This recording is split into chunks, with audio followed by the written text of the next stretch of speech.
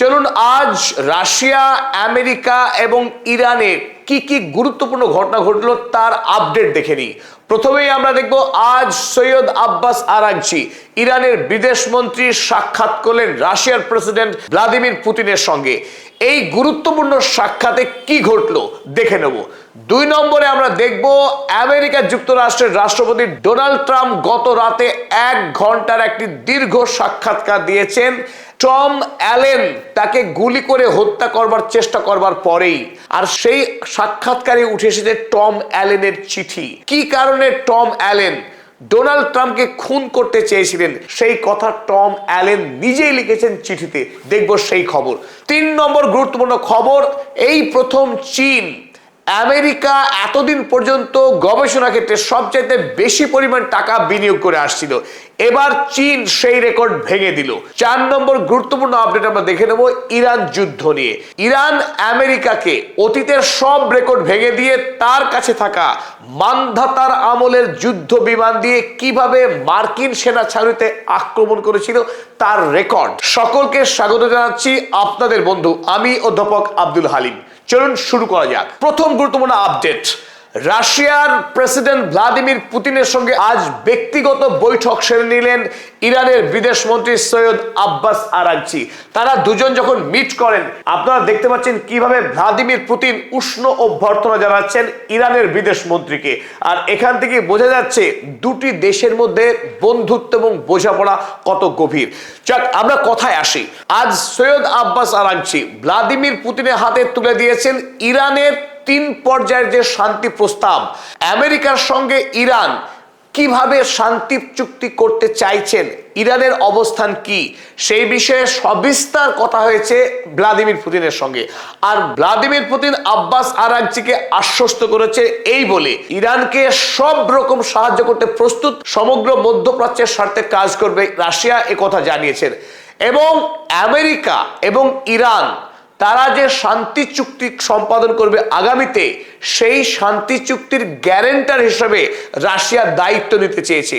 আগামী দিনে আমেরিকা ইরানের উপর যাতে আক্রমণ না করে শান্তি চুক্তির পর, সেই গ্যারান্টার হতে চাইছেন খোদ ভ্লাদিমির পুতিন। এবার চলুন আমরা দেখে নিই 3 দফা প্রস্তাব ইরান যেটা প্রথমবারের মতো উপস্থাপন করলেন, সেই 3 দফা প্রস্তাব কি এবং কিভাবে ইরান শান্তি চুক্তি সম্পাদন করতে চাইছেন আমেরিকার সঙ্গে, যদি আমেরিকা রাজি হয়। ইতিপূর্বে আপনারা দেখেছেন ইরানের 10 দফা শান্তি প্রস্তাব। চলুন এবার আমরা দেখে নিই এই 3 পর্যায়ের শান্তি প্রস্তাবে ঠিক কি রয়েছে। প্রথম পর্যায়ে ইরানের পক্ষে যে দাবি জানানো হয়েছে, complete end of the war and guarantees to prevent its resumption against Iran and Lebanon।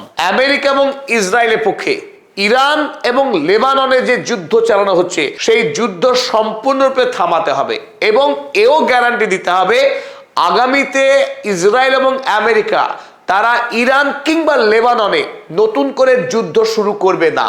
যদি এই প্রথম পর্যায়ের দাবি আমেরিকা সম্পূর্ণরূপে পালন করতে সক্ষম হয়, তাহলে আলোচনা দ্বিতীয় পর্যায়ে উন্নীত হবে। দ্বিতীয় পর্যায়ে দাবি করা হয়েছে, the second stage would see the parties discuss the management and administration of the critical marine choke point Strait of Hormuz।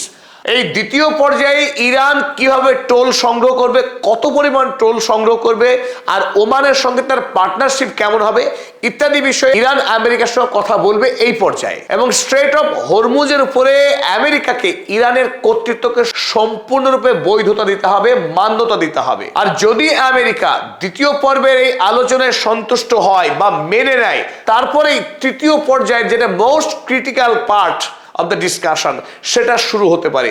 সেই ক্ষেত্রে কি রয়েছে চলুন আমরা দেখে নিই। এবার Iran will discuss the nuclear issue with America.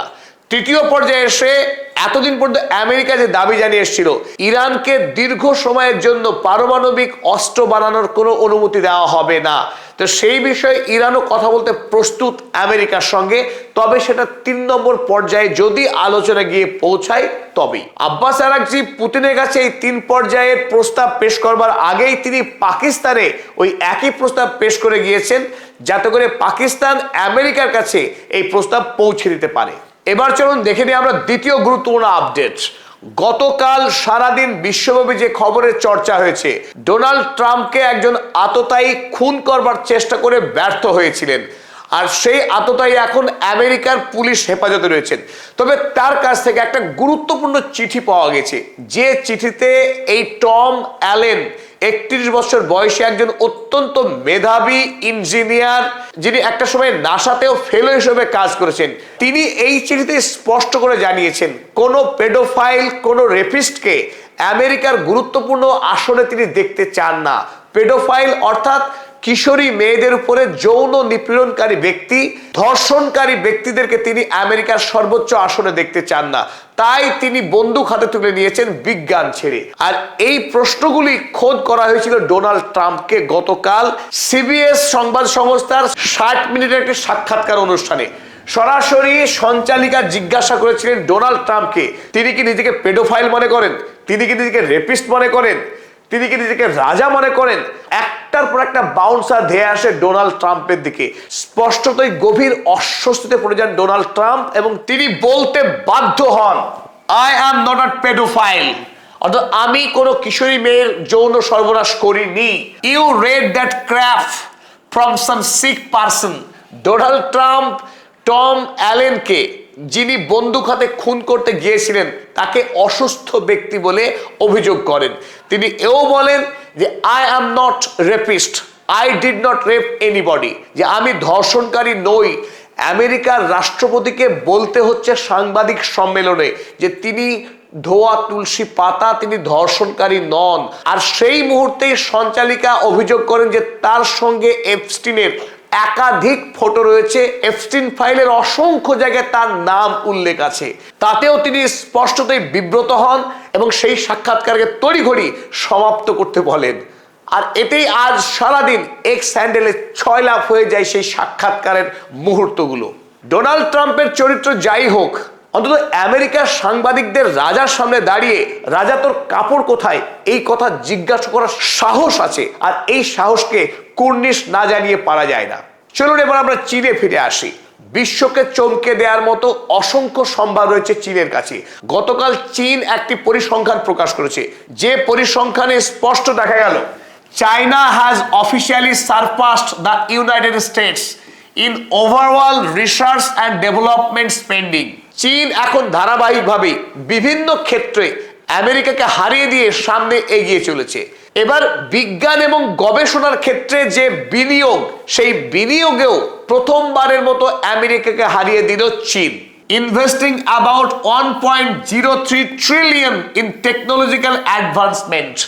বিজ্ঞান এবং প্রযুক্তির উন্নতির জন্য এবার চীন বিনিয়োগ করেছে 1.03 trillion, a huge amount of money. এতদিন ধরে আমেরিকা বরাবর সব থেকে বেশি টাকা বিনিয়োগ করত বিজ্ঞান এবং গবেষণায়, আর এবার চীন টপকে গেল আমেরিকাকে। আর এখান থেকেই বোঝা যাচ্ছে আগামী পৃথিবীকে নেতৃত্ব দেবে চীন। বিজ্ঞান এখন চীনের হাতে। চলুন এবার চতুর্থ গুরুত্বপূর্ণ আপডেট দেখে নিই। গত 25শে এপ্রিল আমেরিকার একটি বিশিষ্ট সংবাদ সংস্থা এনবিসি তারা গোপন তথ্য ফাঁস করে জানিয়েছে এখনো পর্যন্ত আমেরিকার পক্ষে ইরান যুদ্ধে যতটুকু ক্ষয়ক্ষতির কথা স্বীকার করা হয়েছে, ক্ষতি হয়েছে তার থেকে বহুগুণ বেশি। Iran caused more extensive damage to US military bases than publicly known. মধ্যপ্রাচ্যের মার্কিন সেনা ছাউনিগুলোর উপরে যুদ্ধকালীন সময় ইরান যে ভয়ঙ্কর ক্ষতি করেছে সেই সম্পর্কে মানুষ কদাচিৎ জানে। যতটুকু জানে ক্ষতি হয়েছে তার থেকে বহুগুণ বেশি। আর সেই প্রেক্ষিতে একটা চমৎকার খবর দিয়েছে এনবিসি। আমেরিকার 1960-এর দশকের তৈরি করা F-5 ফাইটার জেট, আপনারা প্রত্যেকেই জানেন যে বর্তমানে আমেরিকা ফাইটার জেট হিসেবে ব্যবহার করে F-35, যা 5th জেনারেশনের স্টেলথ টেকনোলজির ফাইটার জেট। সেখানে ইরানের কাছে ছিল 60-এর দশকের একটা ফাইটার জেট F-5।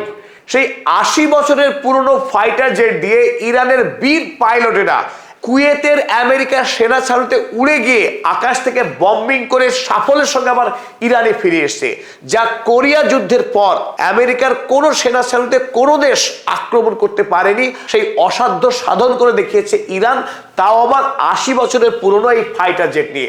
আর এই খবরে স্বাভাবিকভাবেই আমেরিকাকে নিয়ে নতুন করে হাসি ঠাট্টা চলছে পৃথিবীতে। আমেরিকা মোটেই সামরিক দিক থেকে আর অপরাজেয় নয়। ইরান অ্যাসিমেট্রিক যুদ্ধ চালিয়ে আমেরিকার কালঘাম ছুটিয়ে দিয়েছে এবং সমগ্র মধ্যপ্রাচ্যে ইতিমধ্যেই প্রায় $1 ট্রিলিয়ন ক্ষয়ক্ষতি হয়েছে আমেরিকা যুক্তরাষ্ট্রের এই ইরান যুদ্ধে। সকলকে অসংখ্য ধন্যবাদ পদাতিক পরিবারের সঙ্গে থাকার জন্য। এখনো পর্যন্ত যারা পদাতিক চ্যানেল সাবস্ক্রাইব করেনি তাদেরকে আরো একবার অনুরোধ, সাবস্ক্রাইব করুন সারা বিশ্বের খবরাখবর পেতে।